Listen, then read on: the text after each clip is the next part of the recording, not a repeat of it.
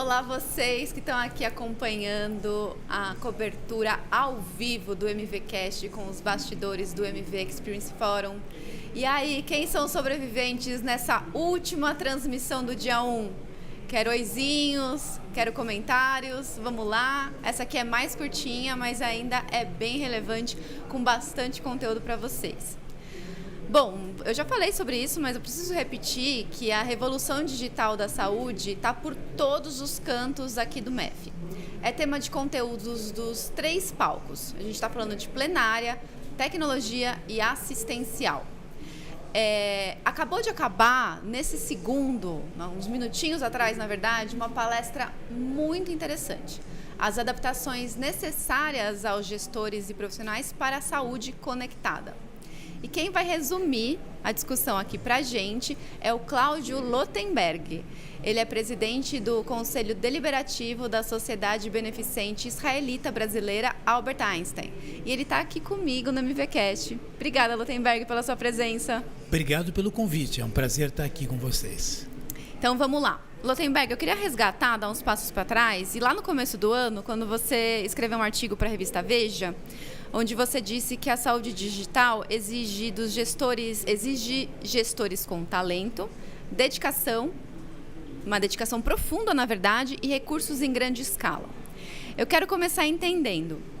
A saúde digital, ela exige mais dos gestores do que a saúde analógica exigia antes, no passado? Veja, existe aqui uma questão de interatividade que até então não existia. Isso é uma transformação. Isso impõe um novo padrão cultural.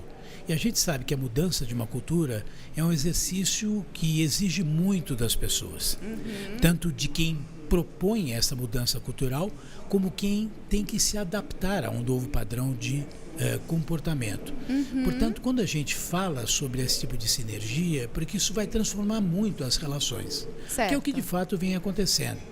Até 10 anos atrás, imaginar que você poderia ter uma interação médica através de um chatbot, imaginar que você teria uma resolução de um problema médico através de uma fotografia ou de uma conversa através de imagem, tudo esse mundo não existia. Sim. Porque a expectativa de natureza médica e assistencial é muito diferente. Portanto, eu continuo vendo, e aliás agora talvez até de uma forma mais otimista, que vai ter que ser, vamos dizer, um esforço muito grande por parte de uma nova cultura de uma sociedade, de quem de fato está patrocinando isso, que somos nós, os atores responsáveis pela saúde no nosso meio, no nosso Brasil.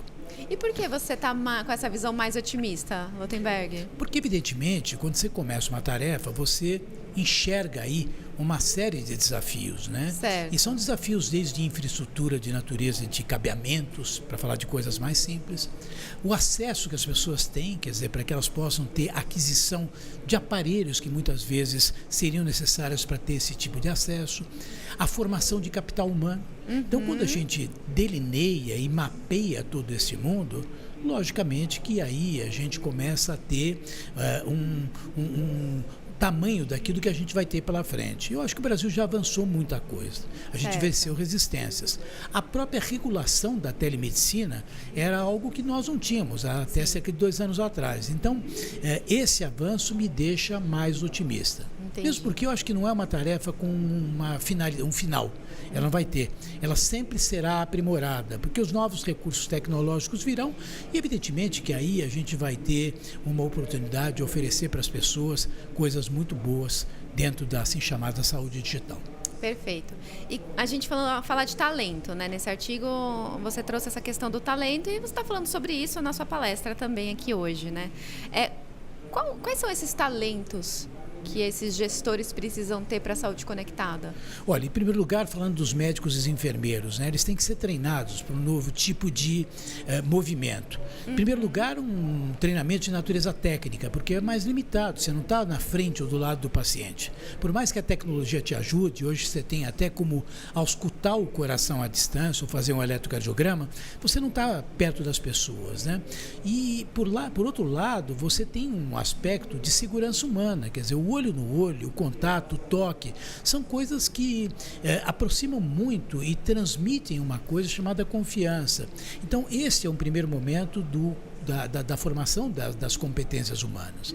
Fora isso, nós temos aí a necessidade de tentar customizar, porque as soluções dentro de realidades epidemiológicas, de realidades geográficas, são muito diferentes. Sim. Então, nós temos que ter aí técnicos em informática, nós temos que ter consultores, nós temos que ter aí uma gama de formação que vai trazer respostas para um mundo que não é um mundo digital, por exemplo, do cenário dos bancos. Então, para isso, a gente vai ter aí oportunidades, inclusive, de criação de empregos, né? Essa visão mais ampla que a gente tem que entender. Agora, para a gente construir isso, demanda tempo e muita paciência. Então, quando você fala talentos, não são só os talentos que o indivíduo tem que desenvolver, mas os múltiplos talentos que a organização tem que gerir, considerando especificidades de atuação.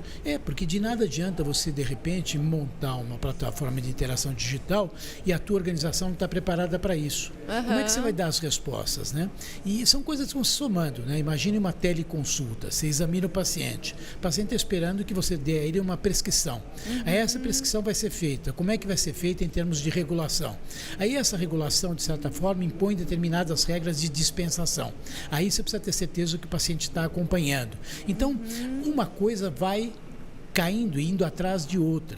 Existem coisas, por exemplo, que eram impossíveis de acontecer no passado, como a questão da rastreabilidade, o monitoramento. Então, eu digo para você que é um mundo maravilhoso, onde a gente pode aí fazer um desenho, eu acho que muito, muito positivo, mas que vai exigir da gente, logicamente, aí, eu acho que muito envolvimento e muita paciência. E, por outro lado, acho que questões até de natureza inspiracional. Os líderes têm que inspirar as pessoas para elas abraçarem essas causas. Perfeito, até porque qualquer transformação digital passa por uma transformação de cultura, né? Então, se a cultura não topar... Você falou a grande realidade, que mudar uma cultura é muito difícil. Muito. Né? Quando você tem incentivos econômicos, até é mais fácil, mas quando não tem, é muito complexo. Na questão da saúde tem uma particularidade, porque a gente entende que o indivíduo que está com uma questão de saúde, ele tem uma fragilidade. Então, imagina mudar uma cultura para alguém que está frágil. Então, é uma tarefa difícil, não digo que ela é impossível, vai exigir muito, e a gente tem que estar preparado para isso. Por outro lado, a gente tem uma mudança também de gerações. As gerações atuais são gerações muito ligadas no mundo digital, e então tem aí uma questão cognitiva que tem um papel bastante, eu acho, diferente daquilo que a gente deve estar presente no momento. Perfeito. E para a gente ir se encaminhando para o final aqui, Lotenberg, você fez uma apresentação agora que foi bastante aplaudida aqui no final do MEF, e eu queria que, se possível, você resumisse os principais pontos que você trouxe. É claro que não vai ser a mesma coisa, mas para quem não pode estar aqui com a gente. Olha, foram coisas simples. Eu falei primeiro do mundo digital como um todo e as mudanças que ele traz, no sentido de você ter uma questão temporal diferente do que você tem no mundo analógico, como você bem colocou, ou no mundo sem qualquer tipo de tecnologia. Falei das questões das empatias, que são fruto também do fato de você estar próximo ou não estar próximo, né? Falei de expectativas, falei das questões dos custos da saúde. Depois eu passei para aspectos que são mais relacionais, objetivamente em relação à saúde e às formações de competências, né? Como é que a gente vai preparar os profissionais do futuro para que eles tenham, de fato, competências para trabalhar nesse mundo digital. É desafiante, é envolvente, é inspiracional, mas, graças a Deus, a vida é assim. E, acima de tudo, a gente tem que estar confiante de que a gente pode fazer coisas boas. O Brasil tem hoje atores importantes, o Brasil tem sido muito criativo, vencemos uma série de barreiras e não tem por que duvidar que isso não possa, não digo dar certo, porque o dar certo em saúde é muito difícil, porque a saúde muda o tempo todo, a saúde vive de gargalos. Mas eu acho que a gente vai poder avançar muito nesse novo cenário dentro da perspectiva da equidade. A equidade é um dos pilares do IHI, que significa qualidade em saúde. Perfeito. E eu queria ver aqui com a nossa produção, como é que estão os comentários? A gente tem comentários aqui? DMK, vamos ver. Sivaldo, você não ia me decepcionar, né? A gente tem uma pessoa, o Sivaldo Oliveira, que está acompanhando desde cedo e sempre manda perguntas excelentes. Vamos lá. Tenho 2 perguntas, mas prometo que são as últimas do dia. Mas é claro, acabou. Como é que você vai perguntar mais? Não vai ter ninguém para responder? Vamos lá. De que forma os gestores de saúde em municípios menores podem superar a limitação de recursos financeiros para adotar inovações tecnológicas? Olha, essa pergunta é feita não só a respeito disso, mas em qualquer coisa que envolve saúde e que não seja saúde. Para isso, o Brasil tem que ter uma política tributária que seja consistente, no sentido de levar esses recursos para os municípios menores. A gente sabe que eles têm uma série de dificuldades, até por questões arrecadatórias, lógico. Os impostos territoriais urbanos são de menor monta nessas regiões. Agora, evidentemente que tem coisas que são simples, né? E eu acho que a gente começa por aí. Telemedicina é uma delas. Né? Eu não vejo por que isso tenha algum tipo de limitação de natureza econômica. Certo. Em termos de políticas públicas, como que elas podem ajudar a viabilizar a implantação de tecnologias digitais, de novo, em municípios com recursos limitados? Eu acho que o Brasil precisa ter políticas digitais em saúde. Existe uma secretaria hoje já no Ministério, não sei o quanto nós temos recursos para isso, e aí sim, talvez a gente tenha que entender que a somatória de recursos para essa tecnologia digital não vai sair só do Ministério da Saúde. Tem muita coisa aí, né? Tem infraestrutura, tem Ministério de Comunicações. Quer dizer, a gente tem aí um fator limitante, não adianta, como o Brasil, que é a questão dos recursos financeiros. Né? A hora que o governo começar a mandar a gente embora que não trabalha ou começar a utilizar os recursos de forma mais adequada, quem sabe sobre mais recursos para a saúde. No SUS falta dinheiro, a gente sabe disso, mas a questão lá é que também falta muita gestão e aplicabilidade de recursos de forma adequada e ordenada.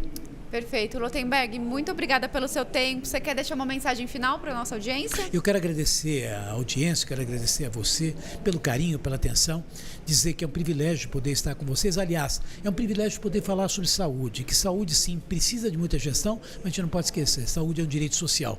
Sem saúde, sem educação, sem habitação, sem segurança, sem alimentação, que é parte da saúde, a gente não pode ter um Brasil mais justo. Cada vez que a gente discute, possivelmente a gente leva para as pessoas uma gota de esperança de que a gente pode fazer pelo nosso Brasil muito mais do que aquilo que já tem sido feito.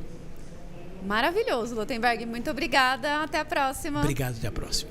E para você que ficou comigo aqui até o final, muito obrigado pela sua companhia. E eu espero você amanhã, no segundo dia do MEF.